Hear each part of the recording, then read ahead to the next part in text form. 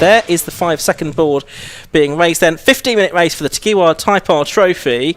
We're watching for the lights. They go out now. Away we go. Pretty good start from the two on the front row. That's and now all of a sudden Chris Nyland is slow through the gears, and that means it's Joe Jessup from the outside of the front row that's going through into the lead. And I think it's the 20 car of Ashmore that's second, but Matt Digby, a great start from him. He goes into the lead. An even better start for Mark Dickin, but he's actually going to leave the circuit. I think he's going to have to pay to get back in. Mark Dickin in the 777 car completely outbraked himself at Hattrick's Hairpin, but very briefly I think he could probably say that he led the race. Well, Dickin got an incredibly good start from 7th position, 6th place in fact, and he then wasn't sure which side of Daniel Chapman to go. He tried the left, but that was closed off, so then went to the right. I thought, I need to up the ante a little bit here and make some places, but unfortunately didn't break in time for Hatchet, so has lost a bagload of positions and hard work to do from this point on.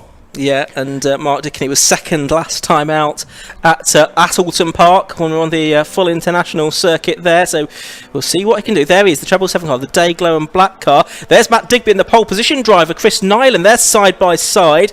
I think that's actually for third. Yes, there's one car that's just miles in front of the rest. That's Joe Jessup, I think, in the number 28 car. Then it's Ashmore now under pressure from Chris Nyland, and Moore's lost it. Oh, he's got it back again as they go into Honda Curve, but he has lost the position. He's lost a couple of places in back because Matt Digby in the green car has gone through as well. So many of these drivers are having to be comfortable with front-wheel drive cars that are massively oversteery, particularly in Honda corner, but great car control from the majority. I wonder whether there's a bit of bodywork hanging off the back of Matt Digby's car because of the contact in the final corner. We'll check that. Left side sill, I think, may be loose, but an electric start from Joe Jessup. As you say, he is clear by over 1.5 seconds. He is indeed, and we're only on the second lap of this race. 15 minutes we have. Oh, and there's one car off there, I'm afraid. That's the number 23 car of Alan Gill that's out of the race by the looks of it. So misfortune for Alan, who started on the penultimate row of the grid. Now this is a busy looking bit of tarmac, and that's a very sideways number 84 car. That's Chris Smith, who again gets it back under control. We saw him out in Hot Hatch last season. There's yellow flags there, and that must be where Alan Gill's car has come to a stop. Well, actually there's a very slow car on circuit. Is that Gill's car getting back out into the race, or is that somebody else? We think it is Gill. Possibly. Difficult to tell from this distance. No, it's not. It's not, you're right. No, it is the Gill car. Beg your pardon. Oh, and it's quite bashed up at the front end, so I think he's going to just head back for the pit lane. Yeah, clearly been in the wall. Matt Digby, somebody to watch, in 3rd position, having just posted the quickest lap of everybody. That's for the lead all of a sudden. Chris Nyland, it was 1.67 seconds that gap at the end of lap 1. It was 0.37 seconds at the end of lap 2. So you've got Chris Nyland now with Joe Jessup, but a bit further back, some side-by-side action. That's Jake Hewlett, who you said at the start, he needed to work his way through from a relatively disappointing qualifying position. Yeah, but what's happened therefore to Joe Jessup? Because 1.5 second advantage becomes 0.37 in the space of 1 and a bit miles. So has he had a slight error somewhere? Jessup being reeled in by the championship leader Christopher Nyland. Also good scrapping a little further back for Jake Hewlett, second in the championship, trying to keep his Civic nice and wide because he has behind him Chris Smith. So that's actually a place he's just gained. Jake up to 6th place then ahead of Chris Smith.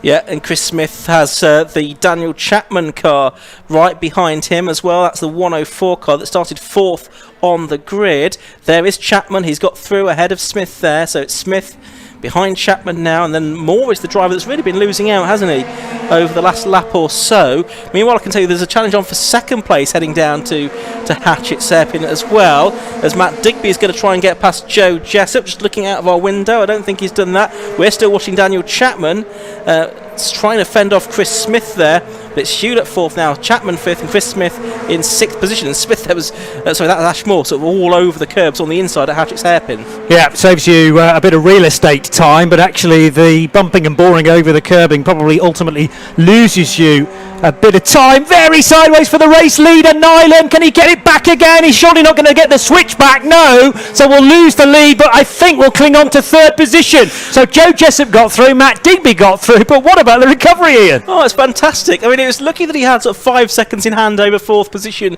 Jake Hewlett. It was even probably luckier that no one managed to make contact with him there as the car was sort of bucking around there in all different directions, it seemed to me. Very lucky that neither Joe Jessup nor Matt Digby, as they were coming through, connected with him. Big moment, I think, there for Chris Nyland. We'll see if he can come back from that. The former Ford XR racer. As now we've got the next group of cars on screen with Jake Hewlett now at the head of that group in 4th place, Daniel Chapman 5th and Chris Smith in 6th. Hewlett, who's won a race as at Alton Park this season, he'll be keen to just break away from this battle, I think. So those positional changes confirmed on our scoring tower, top left of your screen, as Jessup now leads from Digby, but the real gang of cars here involving Daniel Chapman, Chris Smith, Ash Moore's in there in the number 20 car as well, and this collection is going to take a bit of sorting out as they head for the crossing. First and second are together again though, Jessup in the white, red and blue car being chased down by Matt Digby. Yellow flags waving there, and that's because the 23 car of Alan Gill has pulled off into the sort of back entrance of the paddock, but he's probably found the gate closed because there's a race going on. So he's not able to go through there at the moment. So, right, Jake Hewlett has done what he didn't want to do, which is lose a position to Daniel Chapman, who's got his way back into 4th spot. He might lose another one here, Hewlett, as well. The newcomer to racing, the fibre engineer by occupation. Is going to lose a place to Chris Smith here. So Chris Smith goes 6th. This is not such a happy race for Jake Hewlett as some of the events he's had so far this season. He's led on at least a couple of occasions this season, as one of them, I think, Ashmore, big moment for him on the way into Honda. But just to finish off what I was saying about Jake Hewlett, lots of experience in sim racing.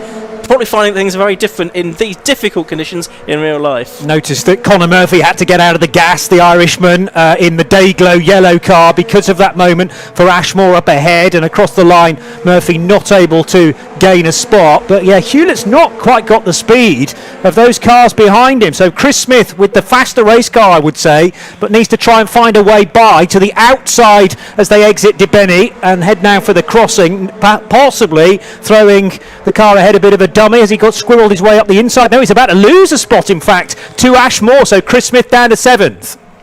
He is indeed. And just see, Mark Dickin, who we saw go straight on the first corner, he's back to 10th place now. Is he going to make any more progress, though? He is not lapping as quickly as the cars in front of him as Jake Hewlett. Big moment for him up at Brooklands, and that's going to lose him more places. Ashmore and Chris Smith, who lost a place to previously, go through, and he might also lose out to Conor Murphy in the 67 car as well. He's not quite done so yet. I think he's just going to avoid that. But Hewlett now down to 7th.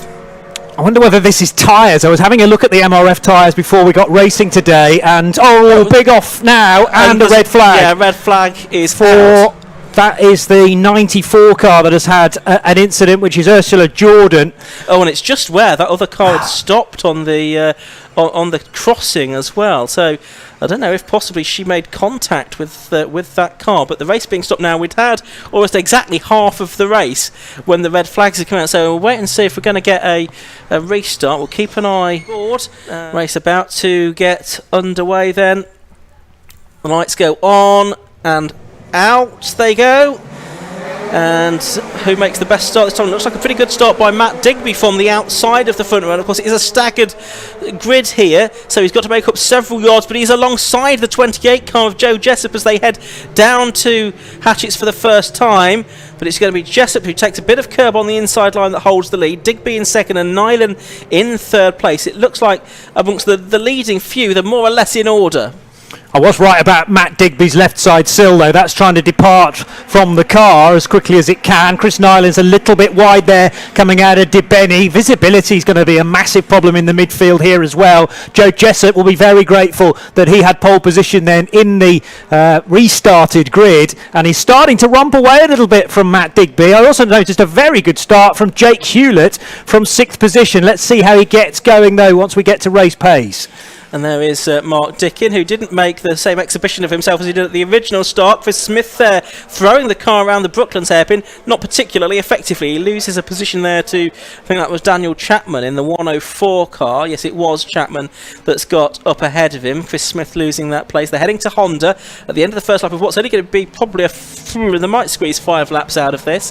A 5-minute race. Anyway, the end of lap 1, it's Joe Jessup leading, Matt Digby second, and Chris Nyland in third position. And in the spray is Christopher Nyland, then championship leader, looking for a way by Matt Digby. He's not going to be close enough this time into Hatchett, and also not far away in the blue car, blue and black for Daniel Chapman in car 104, almost side by side, and that's a place gained, I reckon, by Mark Dickin. No, he was just ahead of Conor Murphy as they crossed the line, but confirmed now for Dickin, who started the initial start in 6th position, lost ground, but is gaining it back again. Okay, 3 minutes to go. Oh, that's Nyland off at the same part of the circuit as he was in big strife on a couple of laps ago. But a bigger problem for Daniel Chapman, who's been off into the barriers, and he's got quite a lot of damage to the front of his car. There's Dickin and Hewlett now disputing 7th position. It's actually going to be 6th, isn't it, with Chapman having gone off the road, and Hewlett duking it out there on the inside line to fend Dickin off. Lots of grip, I thought, out on the outside of Brooklands hairpin there. It's called a hairpin, but nothing like one. But then he hit the curb and the dirt, did Mark Dickin, and lost even more ground. And another red flag, I'm afraid to say. Another race stoppage. And that time, yes, the checker flag is going out. So I think that will be a verdict on the one lap that we had for the restart there. So one of those rare beasts, a race declared at one lap, I think. I can see the fire tender heading down, and also the medical car heading out there. So hopefully the driver involved is okay. But that just looked like quite a heavy hit there, Johnny. It's another incident where you run a bit wide on the approach to the crossing, and Daniel Chapman just can't get the car back again. All the momentum is sending you off to the right-hand side where the tyre wall is, and that's actually a longer run than Finn Groom had earlier on. Close to where the cafeteria is. I saw that in the background, the car with lots of front end damage. Just keep our fingers crossed that Honda is repairable overnight, because that's the business end of the car. Let's have a look at the results. Now, this isn't official because this is showing the position after 2 laps, and we think it'll go back to 1 lap. But let's run down these anyway. Joe Jessup 28 from 97, Matt Digby, Chris Nyland 130, and that would be in a different order if it went back the previous lap, wouldn't it? I think Chris Nyland 4th, Chris Smith 4th in 84, Ashmore 5th in number 20, 6th in number 92 Jake Hewlett, 7th to 777 Mark Dickin, then Conor Murphy, Joe McMullen and Jack Thomas running out the top 10, which is a good performance from Jack. He started, I think, the original race 19th. Daniel Bailey 27 was 11th, then James Mansell, William Putgill, Sam Dennis, Matthew Duffel, Warwick Ellis, and then Dan Chapman, who obviously had that incident on the 2nd lap. We lost Craig Atkinson and Tim Necklin as well, so a great shame that's how that race is finished. Two red flags, but really demanding conditions for the Type R Trophy drivers there, Johnny. It's so tricky. I mean, they were changing all the time. The rain actually intensified during the red flag, and yes, everyone was given another formation lap, but you can't really know how much grip is there or not there at slower speeds. And you've picked your tyre half an hour, 45 minutes ago. You've just got to live with that situation, and it's so easy to have an incident like we saw for Daniel Chapman, to run wide like Mark Dickin did in the initial phase of the race. And Joe Jessup has done an incredibly good job to get a 3rd win of the season. Yeah, he certainly has. 2 more races tomorrow for these cars. Hopefully some of the ones that have been damaged today will be repaired, but there's some with reasonably heavy damage, so we'll have to see if we do get anything close to the full complement of 21 cars that we had qualify for this race, for races 2 and 3 tomorrow. The drivers are just coming down the pit lane now, I can tell you, underneath our commentary position, so shortly we should be able to hear from our top 3 drivers. I think we'll have plenty of time to hear from them with Josh Barrett, because it's going to be a little while, I think, before this incident is cleared and the cars can be released out for the next race of the day, which is the Race Parts Historic 750 Formula Series. I don't think I'd want to be a historic 750 Formula driver right now, because it doesn't look like my kind of conditions, really, in sort of those historic and obviously open top cars as well. And then the next cars after that also have no roof. That's the Sports 1000s, the RLM Racing Sports 1000s. And we've got the K-Tech Racing Clare Sport Championship as well coming up. But let's head down to the pit lane now, and Josh Barrett is there. So we're down in a very wet Pembrey pit lane now after that eventful Tegiwa Type R Trophy race. But it was Joe Jessup who took another win this season in what is a closely fought championship this year. Well done, Joe. A very difficult race. I'll let you grab your door open and then you can stay in there. I'll give you a winner's garland. You can. That was a difficult race because we had 2 parts, well, 3 parts to it, and 2 parts to it, but another red flag as well, and some sideways moments out there. It's really slippy. It was actually not too bad first couple of laps. Then after the red flag, you know, it was raining pretty hard, so lots of standing water on the track. So I hope everybody's okay. But yeah, really pleased with the performance.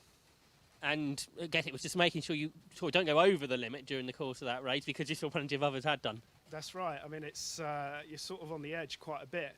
So, I mean, quali this morning, there was actually quite a bit of grip on the track, even though it was wet. But that time there, like second time after the restart, it was really, really slippy. It's been a pretty nice season you had so far. You've had that win at Crofton, a win at Alton, now win here as well. Yeah, no, delighted with the season so far. I think it's got off to a cracking start. Obviously at Alton, we had a problem with the car in the second race. We had that problem again yesterday in testing, but we managed to fix it. So yeah, delighted with the win. And a busy weekend this weekend, 3 races. Yeah, it's quite tiring this weekend. Hopefully some dry weather tomorrow. Well done on your win. Second place was to Matt Doobie. We'll let the driver stay in their car so they don't get soaked as well. Matt, second place, that was all a good result for you. Yeah, it was, I was really hoping that wouldn't restart again, but it did, and it only lasted a lap, so that's cool. Yeah. And in that first start, you had a 1 go at trying to get around the outside for the lead, I saw. Yeah, oh, you got to try anyway, especially in these conditions at this circuit as well. And how are you finding the Civic? You've had a few different cars over the last few years now. I'm actually enjoying this one the most, I think, at the moment, yeah. And how's that sort of compared? Because I guess the cars are sort of like newer versions of what Stock Hatch was back in the day. Yeah, obviously they run the diff, and you've got a lot more adjustability on these than any other car I've driven before, so it's really good to have a mess around with it. And obviously the rules are quite tight, and the racing is so close because of it.